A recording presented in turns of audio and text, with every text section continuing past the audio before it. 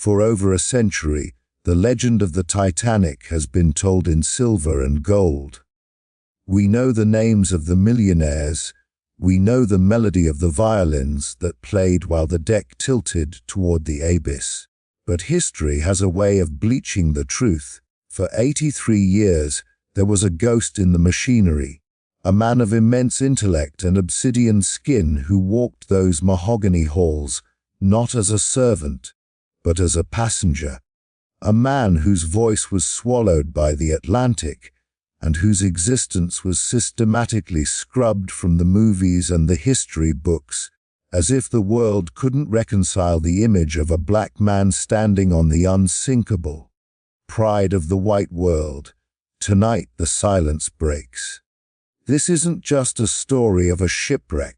It is a story of a brilliant mind hunted by the shadow of slavery's legacy, a story of a father's final, desperate gamble, and a promise that took nearly a century to be heard. Breathe deep. The water is cold, but the truth is colder. This is the forgotten journey of Joseph Philippe Lemercier Laroche. The legend of the Titanic has always been painted in shades of ivory and gold, a story of high society meeting a tragic end beneath the waves.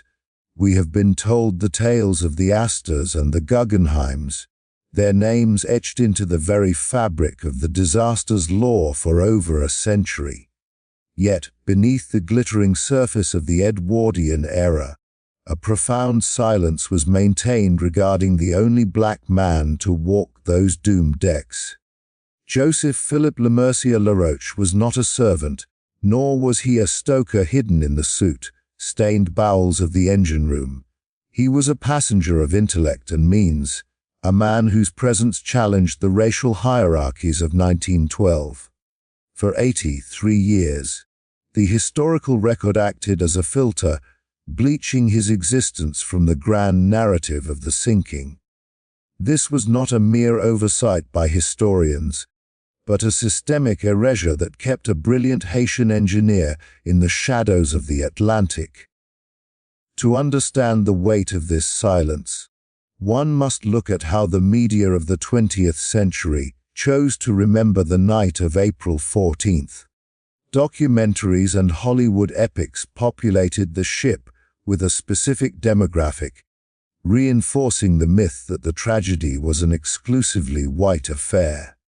Joseph's face was never seen in the background of the grand staircase, and his name was rarely whispered in the countless retellings of the unsinkable legend.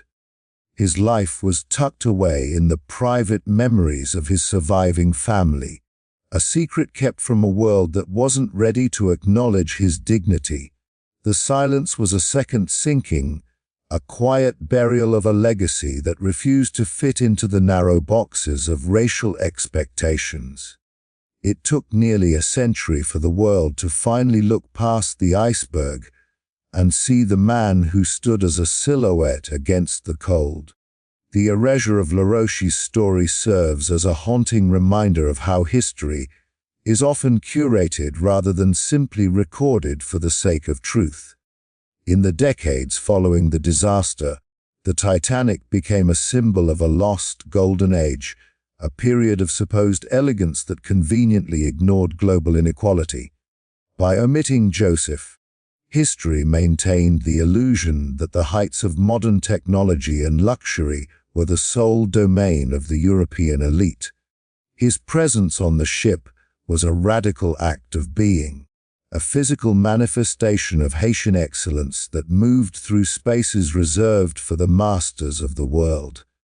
Yet, the gatekeepers of history ensured that his voice was swallowed by the same salt water that claimed the ship's massive iron hull. He became an invisible passenger, a ghost wandering the halls of a memory that had been carefully scrubbed of any inconvenient or diverse truths. When the silence finally broke 83 years later, it felt less like a discovery and more like a long overdue exhumation of a buried truth.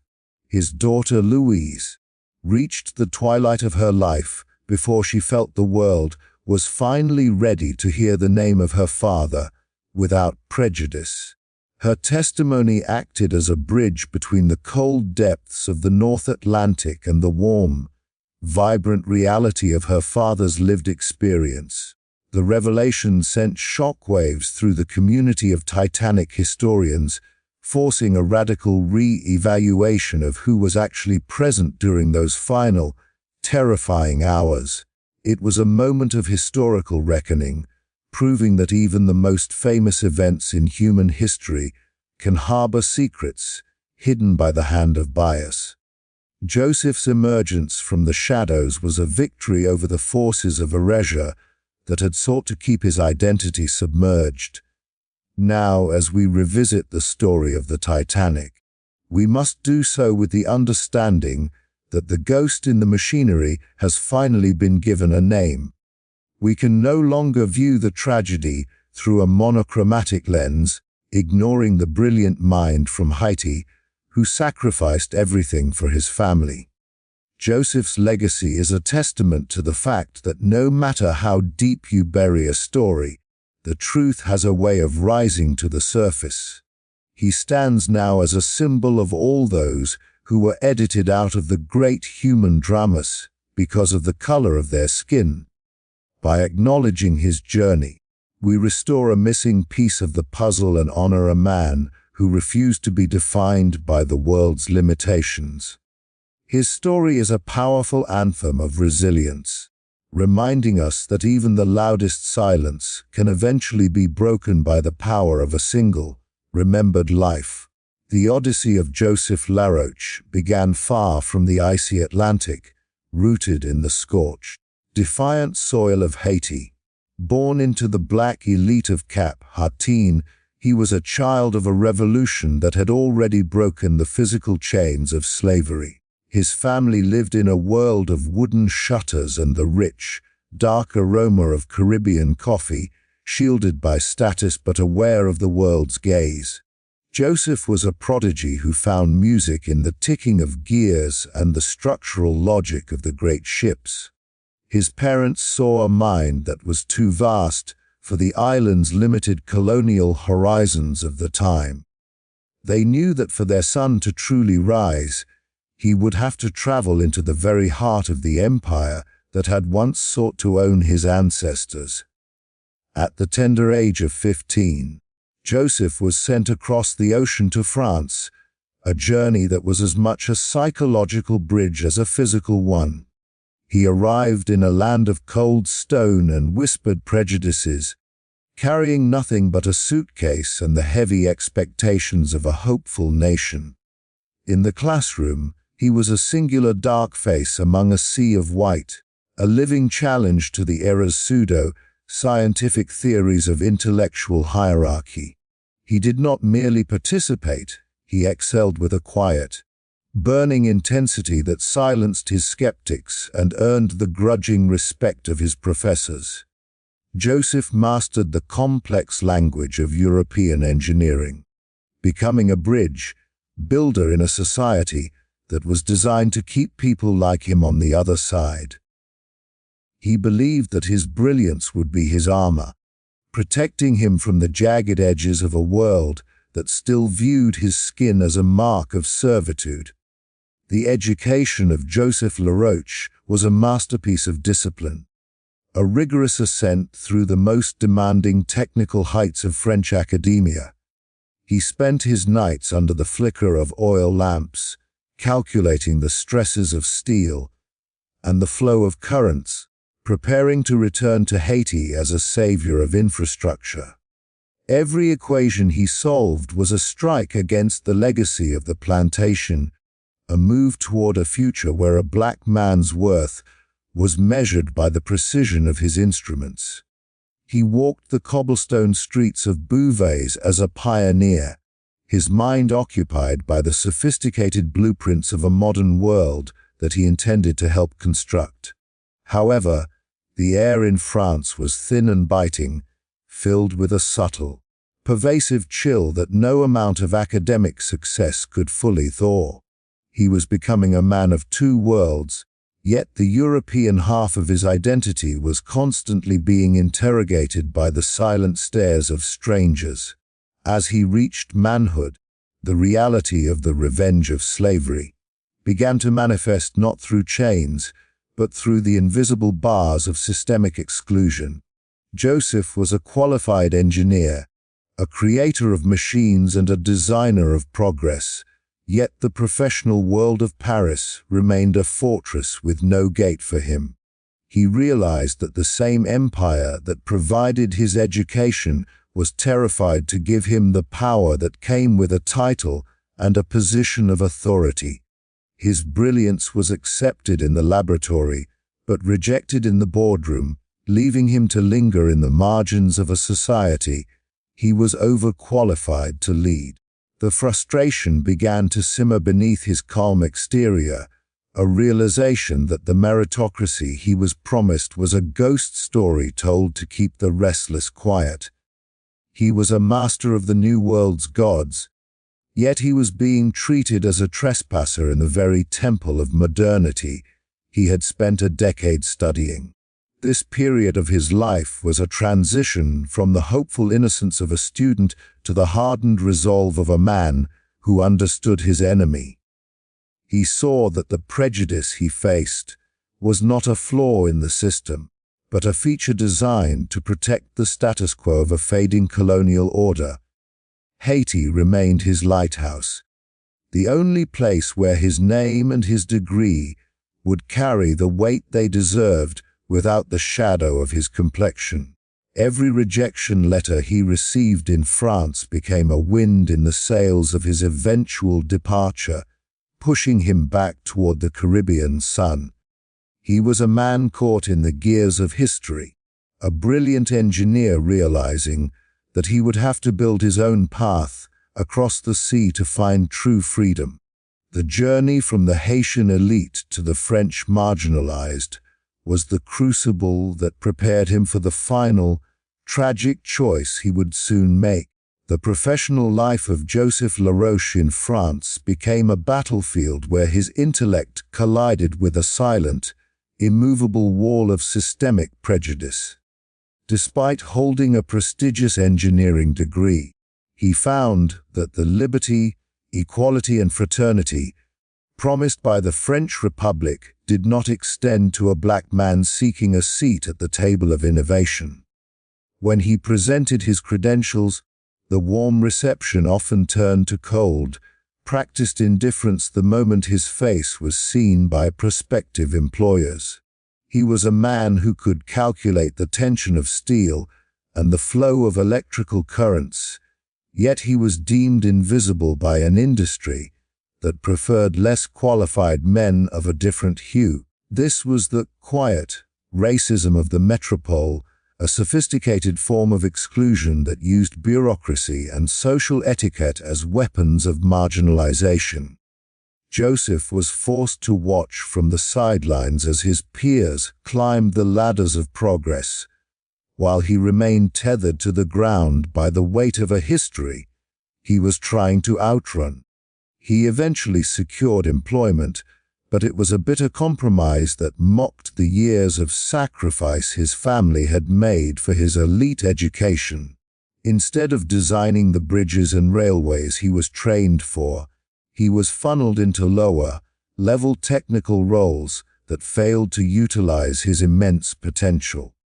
He was paid a fraction of what his white counterparts earned, a financial punishment for the perceived transgression of being a black professional in a colonial heartland.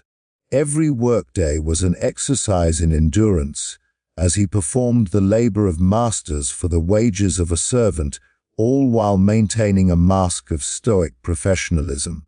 The psychological toll of this invisible ceiling was a slow-acting poison, eroding the optimism he had carried with him from the shores of Haiti as a teenager.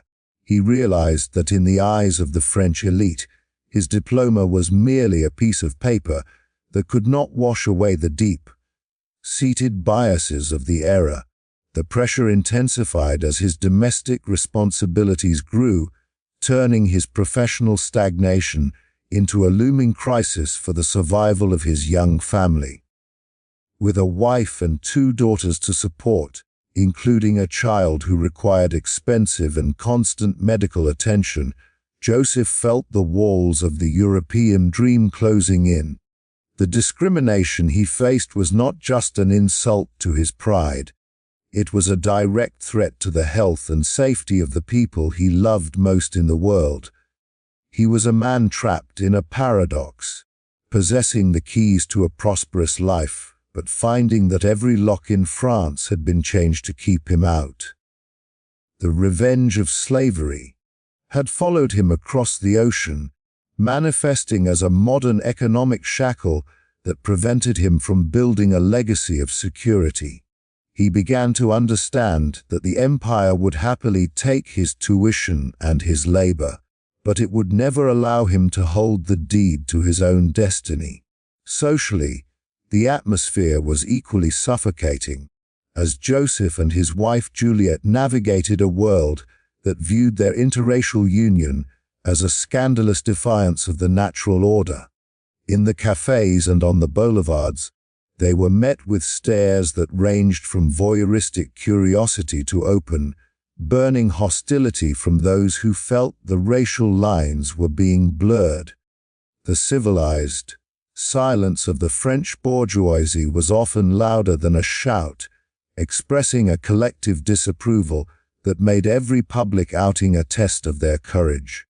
Joseph had to navigate this minefield daily, protecting his family from the sharp edges of a society that whispered about them behind gloved hands and closed doors.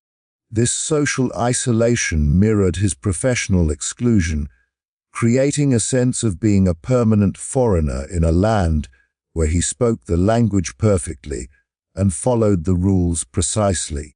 The weight of this double life, as a brilliant but rejected engineer and a father in a scrutinized marriage, became a burden that no man should have to carry alone. The decision to leave France was ultimately born from the realization that his brilliance would only ever be used to light someone else's home.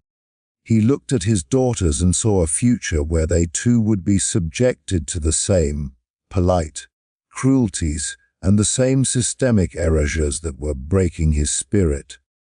Haiti, with all its struggles, began to look like a sanctuary where his skin would not be a barrier to his service, and his children could breathe without the soot of European judgment. He was an engineer of the soul as much as of the earth, and he knew he had to build a bridge back to the Caribbean to save his family's future. The invisible ceiling of France had served its purpose. It had convinced Joseph that the only way to rise was to leave the empire behind forever. He chose to gamble everything on a voyage home, unaware that the ship he picked to carry his dreams would become his final, watery cage. The irony of Joseph Laroche's fate lies in a single, fatherly choice that transformed a voyage of hope into a descent into darkness. Originally, the family was booked on the lavish French liner, the SS France, a vessel that represented the pinnacle of continental luxury. However, Joseph discovered a rigid and cruel policy that mandated children be kept in nurseries, far from their parents during the long evening dining hours. For a man who had spent his life fighting the cold, clinical separations of racial hierarchy, the idea of being parted from his daughters was an intolerable insult. He refused to allow his children to be sequestered like cargo while he and Juliet sat in a gilded dining room. This rejection of the SS France was a profound act of love, a declaration that his family's unity was more valuable than the finest first-class accommodations. Consequently, he sought a new vessel, one that promised a different kind of freedom for a father who simply wanted to hold his children. The RMS Titanic emerged as the answer to his prayers, a technological marvel that offered the Laroche family the dignity they had been denied in France. By trading their first, class tickets on the French ship for second-class passage on the Titanic. Joseph actually secured a better environment for his young daughters. The White Star Line's newest masterpiece boasted second-class quarters that rivaled the first-class elegance of almost any other ship then sailing the North Atlantic. More importantly, the Titanic did not enforce the same heartless nursery restrictions, allowing Joseph to dine, walk, and dream alongside his wife and children. It was a tragic paradox that the very ship marketed as unsinkable was chosen because it felt like a safe harbor for a black father's protective instincts. He believed he was stepping onto a floating palace of progress that would finally carry his family away from the shadows of European prejudice. As the family boarded the Titanic in Cherbourg, the sheer scale of the ship must have felt like a physical manifestation of a brighter, more expansive future. Joseph stood on the deck, a brilliant engineer who could truly appreciate the massive rivets and the sheer power of the reciprocating engines humming beneath his feet. To him, the ship was not just a means of transport.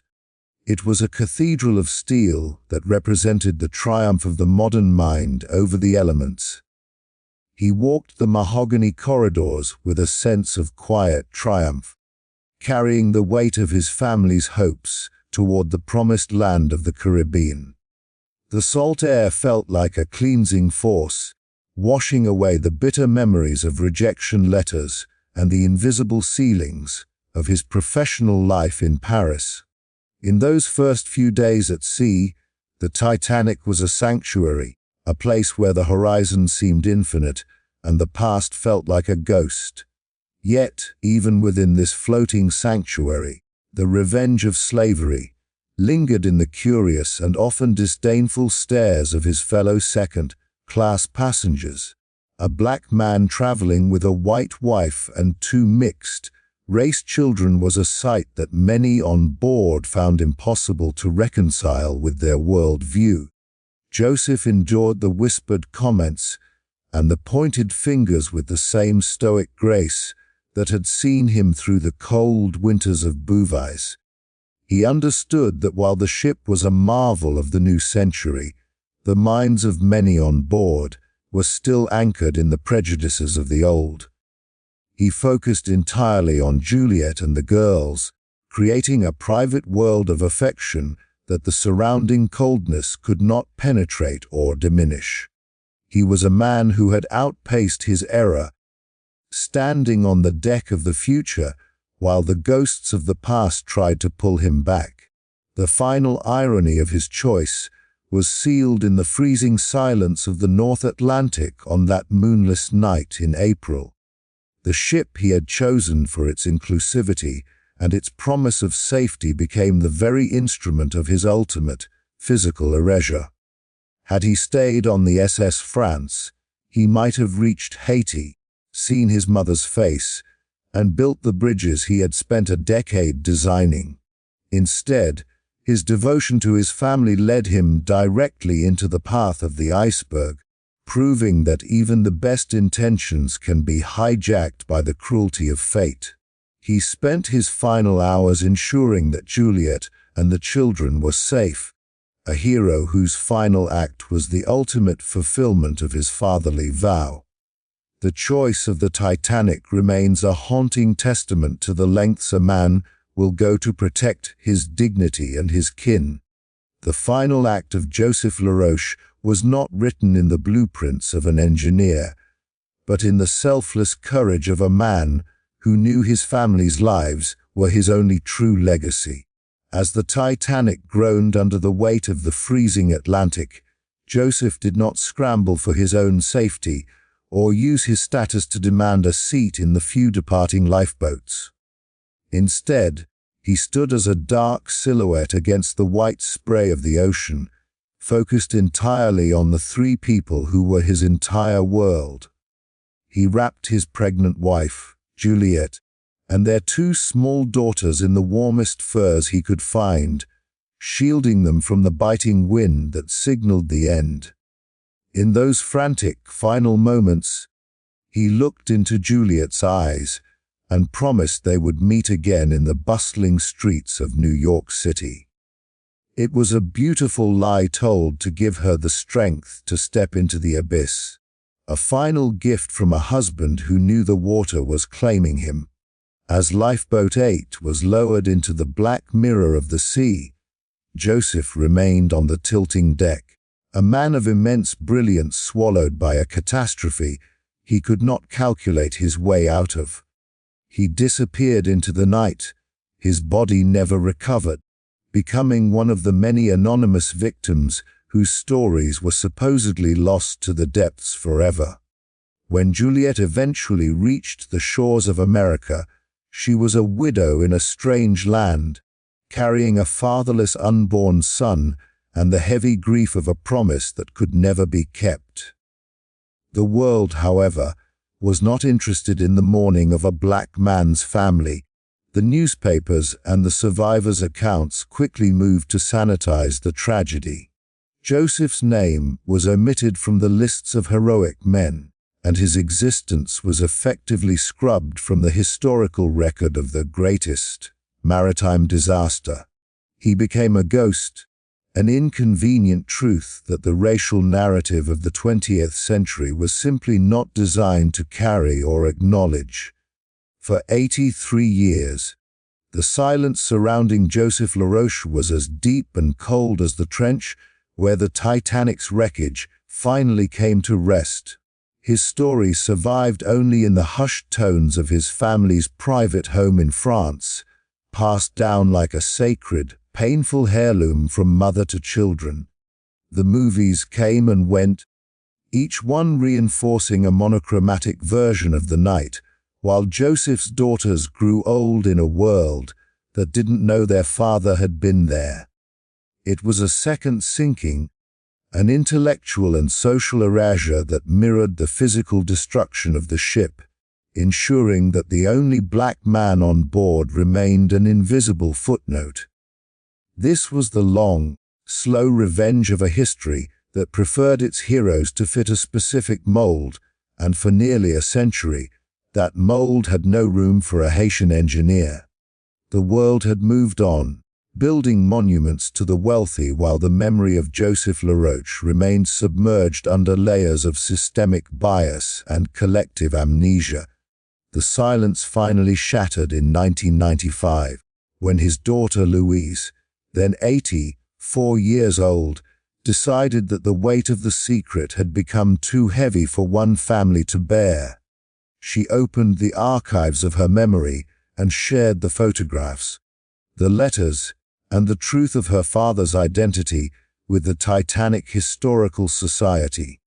The revelation was a lightning bolt that struck the very foundations of Titanic scholarship, forcing the world to acknowledge the man they had spent 8 decades ignoring. Suddenly, the image of the Titanic changed forever. It was no longer a story of a single race, but a human drama that included the brilliance and sacrifice of the Haitian diaspora. Louise's voice acted as a bridge across the century, pulling her father's name out of the silt and placing it back where it belonged in the halls of history. This was the moment of true resurrection, a reclamation of a life that had been stolen twice, once by the sea and once by the silence. Today, the story of Joseph Laroche stands as a powerful anthem for every soul that has been edited out of the great narratives of human progress and tragedy. We no longer speak of the Titanic without acknowledging the engineer who left Haiti to conquer the world, only to find his greatest victory in a final act of domestic love. His name is now etched in the stone of memorial walls and printed in the pages of updated history books, a permanent reminder that the truth cannot be drowned forever. By remembering Joseph, we challenge the structures of erasure that still seek to simplify our complex, diverse past into comfortable, narrow myths.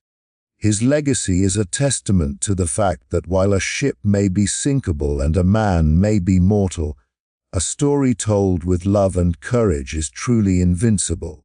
The ghost in the machinery has finally found his voice, and the world is finally, after 83 years, listening to the echoes of his incredible journey.